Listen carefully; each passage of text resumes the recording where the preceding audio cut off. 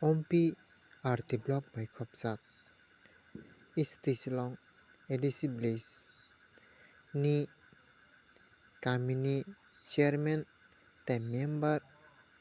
tei Leaders rok bai tei Panchayat ni Secretary tei GRS rok bai thangui koklam wnglaikha 41 Ompi ni boron ganang Pathanlal Jomatia boko kwchar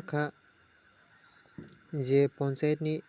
Development Fund ni je rang phaimani abono jai khe samung khaina bagui tei o rang rok no pending tongya khaiui samung khaina bagui bo kwchar khwnai di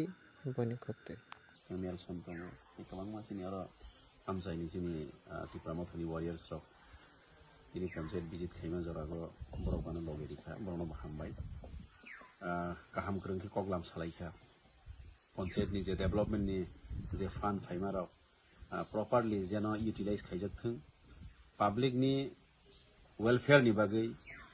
public ni hamkrai ni bagui